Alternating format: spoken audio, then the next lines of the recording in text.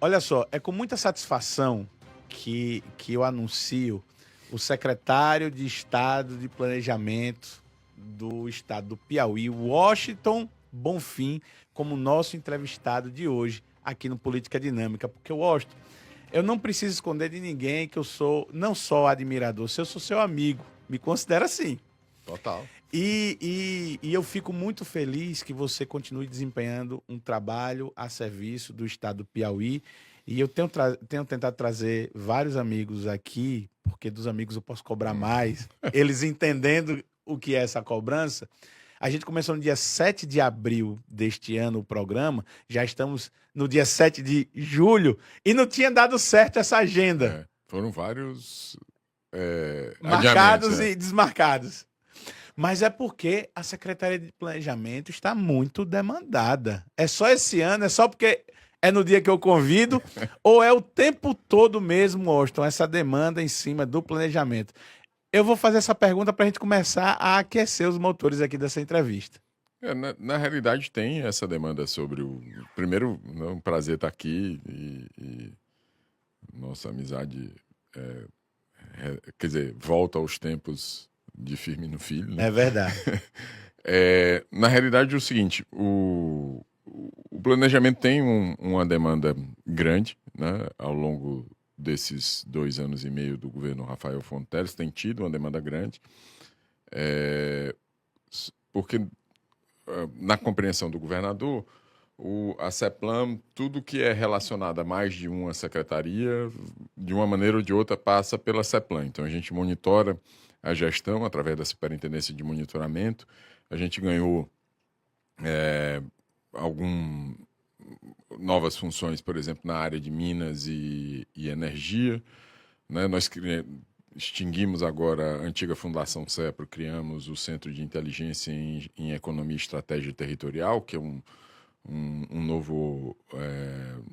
na realidade, não é um órgão, é uma superintendência dentro da CEPLAN para poder fazer, né, o pensamento de médio e longo prazo do Estado, focado na questão dos territórios, ou seja, das potencialidades territoriais, e uma série de outras demandas que já eram da CEPLAN, normalmente, a questão dos empréstimos internacionais, das operações de crédito, que a CEPLAN não só negocia, mas no caso das operações internacionais, ela tem a responsabilidade, inclusive, de representar o Estado perante aos organismos internacionais, o Banco Mundial, o FIDA e o Banco Interamericano, e tem também a parte clássica do planejamento, que é o orçamento estadual, né?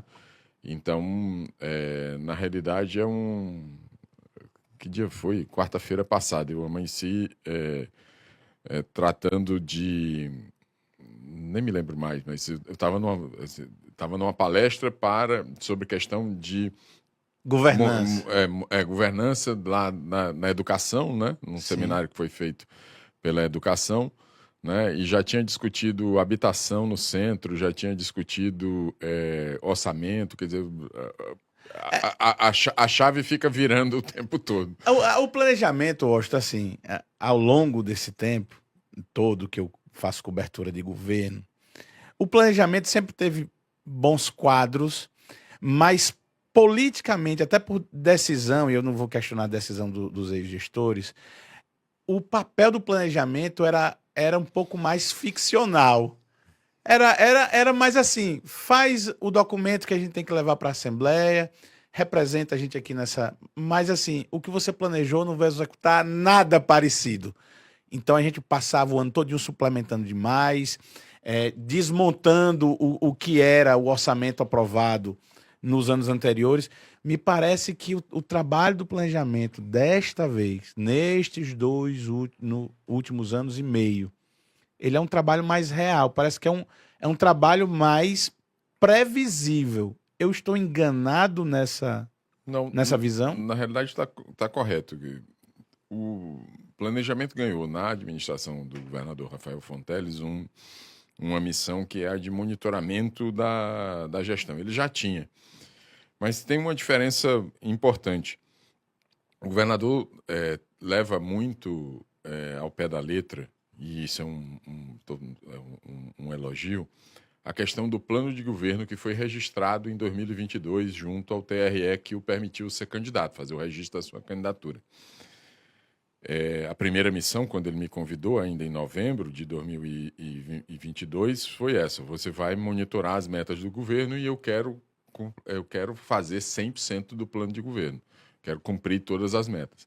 Então, ali nos primeiros meses de 2023, né, nós olhamos para o plano de governo, são 178 metas de gestão, transformamos o plano de governo em 178 metas de gestão, atribuímos cada uma dessas metas aos diversos órgãos, são 40 órgãos envolvidos, né, desde as ações na área de saúde, educação, segurança pública, né, desenvolvimento rural, desenvolvimento econômico, meio ambiente, né, e a área social, pensando aí, por exemplo, na Secretaria de Assistência Social, e isso, né, faz com que o planejamento, como a gente tem um ciclo de monitoramento da gestão, que ele se dá de 4 em 4 meses, ou seja, quadrienalmente, né, 3 vezes por ano, então isso dá ao planejamento uma presença, confere ao planejamento uma presença forte em todos os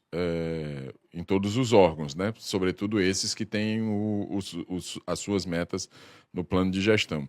E temos também um outro ponto que o governo Wellington Dias e Regina já fazia, que era o monitoramento das obras. Mas com a questão das operações de crédito, o volume de obras aumentou muito. Então a gente também tem essa obrigação, né, de fazer o monitoramento de todas as obras do Estado através do sistema que já havia e que a gente, né, deu uma organizada, né, em alguns aspectos, inclusive criou um índice de desempenho de gestão que a gente fez essa premiação na semana passada para tentar estimular que os órgãos façam, né, as obras da melhor maneira possível, né? Quer dizer, tenham aprovado as suas propostas, tenham seus contratos celebrados a tempo, né, tenham menos aditivo e por aí vai, que é algo que a gente se inspirou bastante num índice criado lá atrás pelo governo federal. Então, assim, naturalmente, por conta dessa quantidade de atenção que o governador dá, né, a cada um dos gestores no dia a dia da gestão, então o planejamento termina, digamos assim, tendo Protagonismo.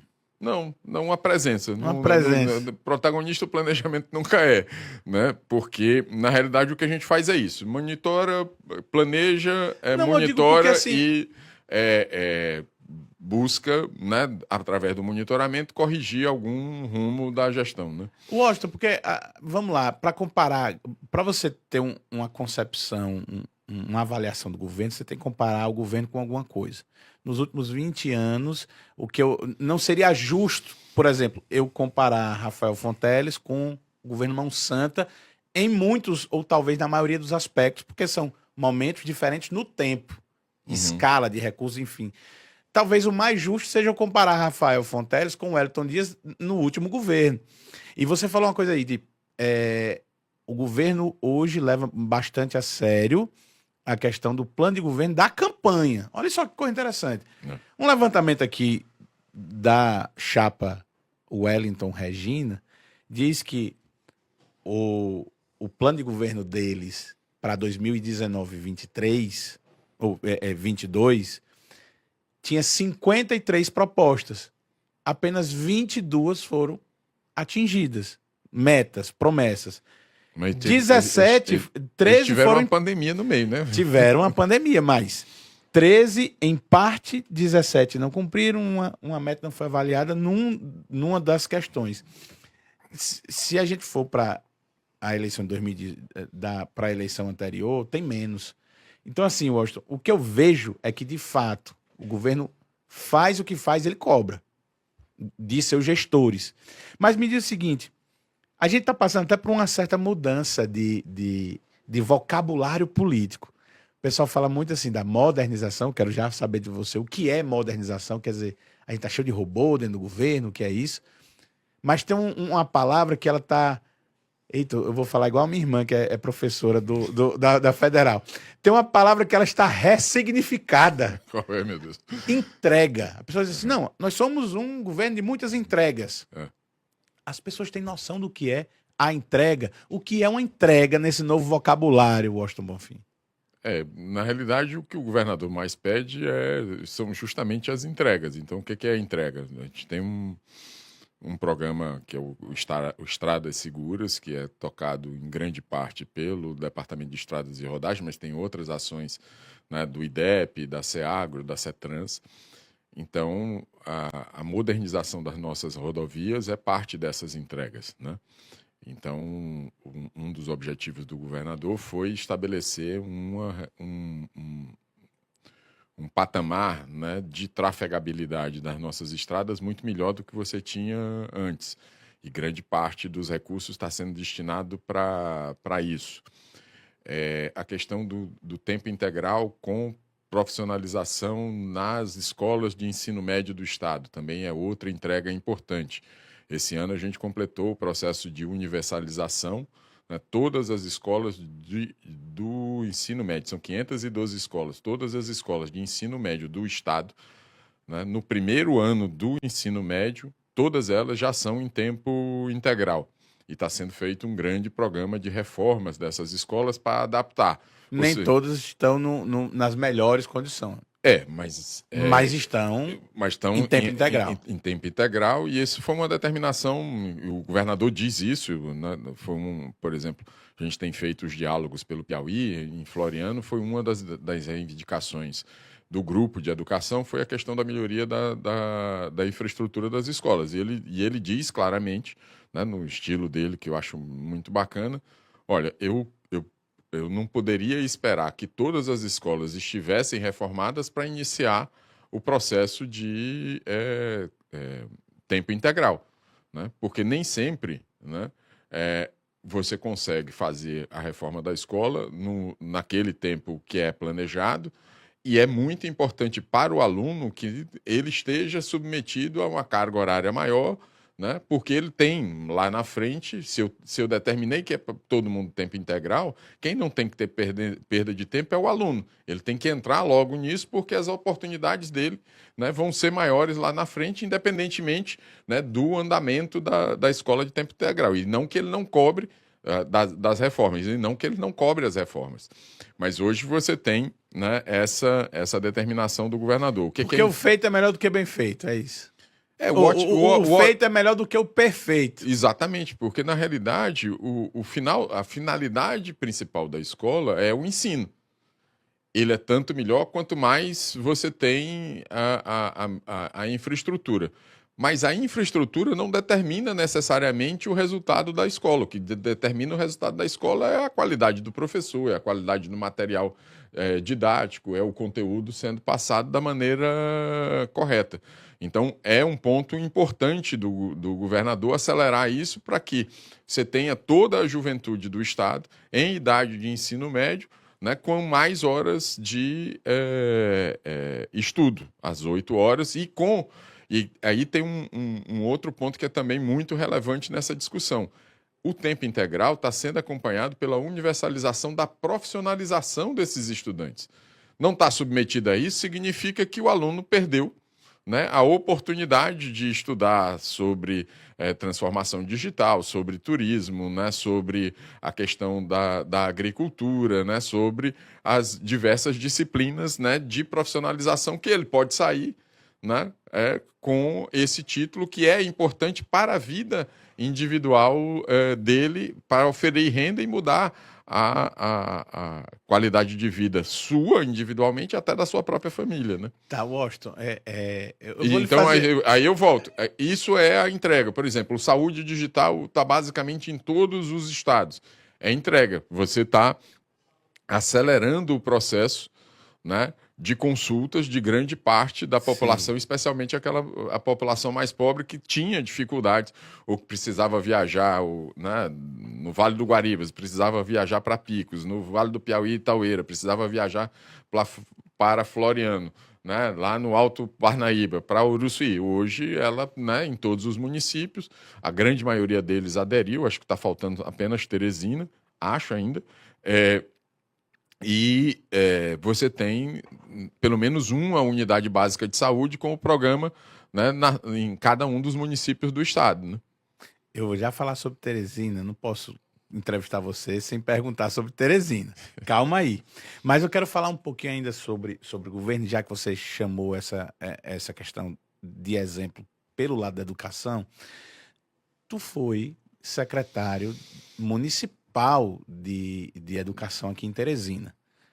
Numa época em que eu posso me permitir dizer que, dentre todas as educações municipais do estado, Teresina estava com o melhor índice de educação O Teresina teve o melhor índice do Brasil, das capitais. das capitais. Do estado, muitas vezes a gente era segundo ou terceiro. Era? Cocal dos Alves sempre foi Cocal, tá. adiante da gente. Não, mas uma escala muito menor de alunado. Exatamente. Né? Na realidade, é o ponto que você estava falando da questão da comparação. A gente se comparava lá, né, com as capitais do país por conta do nível de complexidade, né, uma coisa é um município, né, sem nenhum demérito, né, algo relacionado a 4, 5, 10 escolas, 15 escolas, 20 escolas, outra coisa é algo com 150, 160 escolas. Né? Aí eu me lembro de algumas conversas, inclusive com esse cidadão que você falou, Firmino Filho, a gente conversava sobre questões de educação e eu vou fazer a comparação até com as estradas. O aluno de Teresina, ele vinha numa rua asfaltada, ligeiro, como se fosse assim. Quando ele caía no sistema estadual, era uma pissarra. Tinha um certo freio, tinha um delay de informação. Já não era a mesma qualidade. Eu tenho que dizer isso aqui. Eu quero saber o seguinte: você percebe, tendo sido aquele secretário do município e vendo hoje de perto o planejamento, já que você disse, das questões de educação, que hoje o Estado consegue absorver bem e dar encaminhamento a esses alunos que saíam de Teresina? Eu não tenho a menor da dúvida. Educação? Eu não tenho a menor dúvida. E isso está refletido nos números, né? Com base no IDEB de 2023, o Piauí foi o melhor IDEB dos estados do Nordeste, né? No ensino médio e o quarto do país. Não significa que o ensino médio no país não tenha problemas, mas significa que o Piauí tem superado melhor esses problemas que você tinha anteriormente. Na minha época, isso tem 20 anos, né? Eu fui secretário de... Foi quando eu comecei. Eu fui secretário de Educação de Teresina de 2005 a 2010. O sonho e a gente implantou o programa que chamava Escola Aberta, que era um programa de abertura das escolas nos finais de semana para a escola ser uma referência, né, de vida social dentro da comunidade e não funcionar apenas, né? A escola tem quadra, tem sala, né? Ela é, no geral, o melhor equipamento público que você tem, né, nas comunidades. Uma grande demanda era aula de reforço para o pessoal que estava terminando o ensino fundamental para fazer o teste de aplicação do Instituto Federal do Piauí. Para quê? Para que os meninos fossem para o ensino médio, né, do federal, né, a grande maioria deles para o concomitante. O que isso significa? Que eles faziam o ensino médio com a profissionalização junto. Imagine que hoje, 20 anos depois, a grande maioria das escolas do município não é de tempo integral e todas as escolas do estado são de tempo integral com a profissionalização. É como se tivesse a roda tivesse sido invertida, né? E com um desempenho que está, claro, na própria medição que lá atrás nos dava o primeiro lugar, agora dá, não do país, mas o primeiro lugar do Nordeste para o nosso estado. E olha que a gente compete com estados que são bons em tempo integral. O Ceará, na realidade, iniciou esse percurso, né? O Ceará tem uma proficiência de educação que, inclusive, é inconteste, porque, inclusive, levou toda a elite, digamos assim, do governo cearense para o Ministério da Educação. O próprio ex-governador, senador, hoje é o ministro da Educação. e o estado de Pernambuco, que foi pioneiro lá com o Eduardo Campos nessa questão do tempo integral no ensino médio. Então, não tenho a menor dúvida, né, de que hoje é para o estudante das escolas municipais, e aí não estou falando só das escolas municipais de Teresina, né, estou falando das escolas municipais dos 224 municípios, as perspectivas que esse aluno tem ao sair do ensino fundamental para ir para o ensino médio são muito melhores do que já foram. Você cobriu, né, o Seducatom. Sim. Né? Há Eu fiquei impressionado. 2 semanas atrás. Quer dizer, você levar, e não é pouca gente, mas tem um efeito gigante sobre professores, positivo, gigante sobre professores e sobre o alunado. Alunos do interior do estado, né? Numa competição, né, sobre questões de inovação que vai levá-los a estágios, né, nos melhores lugares do mundo. Né? Isso abre uma janela de oportunidade gigante. Você ter, por exemplo, como obrigatória a política o currículo de inteligência artificial, que é a linguagem, né, nossa, que vai perdurar. Digamos assim, a revolução industrial que muda, né, a nossa compreensão, né, e nosso relacionamento com tecnologia. É o estudante do estado do Piauí, da escola de ensino médio, que tem essa possibilidade agora. Né? Washington, me diz o seguinte. A Emily, bem aqui, ela é assessora de imprensa lá da CEPLAN. Ela acabou de defender agora de manhã ela defendeu o É sério? o TCC dela. Qual universidade? Federal. Na Federal. E ela foi aluna do ensino médio do estado, né? E ela percebe a diferença. A gente comenta isso sobre a diferença. Sai daí, traz a Emily pra cá. Produção, anota o número da Emily que depois a gente vai ter que pegar aqui o depoimento dela para conferir, passar aqui o recado. Seguinte, pode cortar para mim aqui, pessoal aí da mesa. Pode cortar também. Pronto, aí, deu certo. Washington, me diz o seguinte, o serviço de planejamento, pelo que eu tenho acompanhado agora, é um serviço que tem monitorado com ferramentas digitais, com inteligência artificial também, a execução de tudo do governo, até para você continuar vendo para frente, né, e se planejando para desviar de crises, enfim, antecipar problemas e solucioná-los antes que sejam grandes demais. Houve resistência, ou ainda há resistência de legislativo, de judiciário, ou mesmo da própria memória pública dentro do Estado a essa modernização de informação? Porque, assim, aonde eu vejo, com quem eu converso sobre modernizar processos dentro da gestão pública, você está sempre indo de encontro a interesses de corrupção, de facilidades, de acomodações. Nem tudo corrupção, estou falando aqui, mas existem muitas, existem muitas, vamos dizer assim, eu estava falando com um cidadão ali da prefeitura, e o cara disse assim, não, tinha um cara aqui, pô, que o serviço dele era, o processo é físico, então o cara ganha, assim, sabe, facilitando que esse processo fique na gaveta, que o outro fure a fila.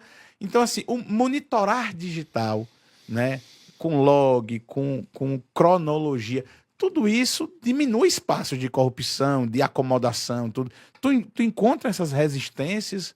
Não, eu na realidade não, né? Primeiro porque o governador tem uma condução muito firme, né, dessas questões. O que ele pediu do planejamento e pediu dos órgãos, né, é que a gente tivesse capacidade de produzir dados para permitir ao governador decisões melhor informadas, né? Então, vou dar 2 exemplos. A gente tem uma meta no plano de gestão que é que os municípios tenham pelo menos 75% de pavimentação, seja poliédrica, seja asfáltica, nas zonas urbanas, nas suas sedes, todos os municípios. A gente está aí vários órgãos fazem calçamento, mas a Secretaria das Cidades fez o levantamento lá em 2023 e vem acompanhando do quanto de calçamento tem de porcentagem em cada um dos municípios. A gente sabe exatamente o que tem em cada um dos municípios e monitora isso a cada ordem de serviço. Então, para alocar, né, a gente tem 11 municípios hoje, a gente tinha 20 municípios críticos, ou seja, que tinham abaixo de 40% de cobertura de pavimentação nas suas sedes. Hoje a gente tem 11. Né? Precisamos chegar a zero, né, até 2026, mas a gente tem os recursos. E vai chegar. E vai chegar. É determinação do governador. Esses números me garantem. Esse planejamento me garante. Esse planejamento garante porque, na realidade, a alocação do recurso fica mais fácil porque, né, eu não posso deixar de colocar calçamento naquele lugar que não tem. Mas eu coloco prioritariamente naquele lugar que tem menos. Né? Esse é um desejo de todo mundo. Né? Quem manda mais no destino desse recurso é esse monitoramento de planejamento de gestão ou o prefeito ser contra ou a favor da reeleição do Rafael? Na realidade, não se mistura. Não se mistura. E essa é uma outra questão importante Total. Essa é uma outra questão importante do governo. Na realidade, a gente está olhando para o Estado. Vou te dar um dado sobre a questão das comparações. Né? A gente tem se comparado com os outros estados. Existe o CLP, o Centro de Liderança Pública, que patrocina o ranking de competitividade dos estados. Certo. Né? Anualmente, ele divulga, no mês de agosto, esse ranking de competitividade. O ranking de competitividade, ele é medido através de 99 indicadores, sendo que esses indicadores não são apenas indicadores ligados ao executivo estadual, mas ligados ao Estado como um todo. Então, os entes legislativo, judiciário, executivo estadual e executivo municipal. O Pactos pelo Piauí, que a gente lançou lá em novembro, logo depois das eleições, é inspirado nisso. Qual é o conceito que está por trás do Pactos pelo Piauí? Nós assinamos 688 pactos, com mais de 100 municípios. É que, para melhorar a mortalidade materna, eu tenho que ter articulação, cooperação técnica entre CESAP e a Secretaria Municipal do Estado. Para melhorar a questão da redução do trânsito, para diminuir, né, a mortalidade no trânsito, eu tenho que ter política de municipalização. Então, o DETRAN atuando para convencer os municípios a municipalizarem o seu trânsito. Esse é o nosso pior índice de longe. Ou seja, a percepção do governo é uma percepção técnica. Ou melhora para todo mundo, né? Porque nós não vamos evoluir nacionalmente num parâmetro que hoje é olhado por todos os estados, no índice só com o esforço do Estado. Se não melhorar a taxa de alfabetização, se não melhorar o IDEB dos municípios, se não melhorar a taxa de mortalidade materna e não melhorar, por exemplo, eu estou citando aqui, né, a questão da redução do trânsito, que são ações que o Estado coordena, mas algumas delas, no ensino fundamental, é exclusivo dos municípios. Então, eu não estou melhorando para o Estado como um todo. Washington, eu tenho muito medo, estou acreditando aqui, você está me mostrando dados, você tem planilhas, você tem gestão, e eu tenho muito medo que chegue ano que vem de eleição e tudo isso vá para as cucuias. A gente deixa a gestão monitorada de lado e passe a fazer só favor político. Nós já vivemos um momento desse. Você acha que eu posso confiar que isso não acontece em 2026? O que eu diria para você é o seguinte: o critério técnico está estabelecido. Qualquer prefeito hoje, de situação ou de oposição, ele entra no site da CEPLAN e ele consegue se comparar com qualquer outro município do estado, nas 7 áreas principais. Né? Essa comparação não é o Estado que está fazendo. Nós estamos pegando dados públicos e colocando lá à disposição. O que ele pedir para o governo do Estado, dentro daquilo, está ok. É isso que a gente quer. Né? Isso elimina a questão política de maneira nenhuma. Mas o ponto importante que o governador Rafael tem colocado é que E, na realidade, ele tem colocado, né, por uma questão, né, de compreensão política e porque o mundo exige assim. O eleitor não quer saber de onde vem o Piauí Saúde Digital, não. Ele quer a consulta. O eleitor não quer saber de onde vem a estrada boa, não. Ele quer saber da estrada. O eleitor não quer saber, né, se a escola é estadual ou municipal, não. Ele quer que o menino dele tenha aula e consiga merendar e tenha... esteja aprendendo. E aí eu volto para o ponto que você estava falando lá atrás. O eleitor hoje quer saber de entrega. Essa questão política é do mundo dos 20% que vivem disso. Mas na ponta, né, as famílias sabem o que querem e sabem cobrar o que querem, né? Washington, a produção já está me avisando aqui que deu 1h da tarde, eu tenho que encerrar o programa. Mas eu não vou encerrar o programa antes de lhe perguntar uma coisa. Já que você está falando disso, que o Estado precisa para melhorar os índices de todos os municípios, isso inclui a capital. Hoje, como é a relação do governo do Estado com Teresina, a relação institucional? O Estado está aberto e Teresina está querendo, na sua percepção, ajuda? O que eu posso dizer é que é uma relação muito melhor do que era com a administração anterior, porque existe conversa. Existe divergência, mas existe conversa. Eu já sentei mais de uma vez, por exemplo, com o secretário de Planejamento do município, Marco Antônio, sobre o OPA, sobre outras questões. Existe conversa sobre a questão das emendas parlamentares que são destinadas pelos nossos deputados, né, para a infraestrutura da cidade, né, junto ao Palácio da cidade. Né, existe essa conversa aberta. Existem conflitos, porque, né, ainda que fôssemos, né, do mesmo partido, haveria conflitos, porque tem uma disputa sobre questão de recursos. Mas é infinitamente melhor do que foi na gestão passada. Né? Disso eu não tenho a menor dúvida. Pelo menos a gente consegue sentar e conversar.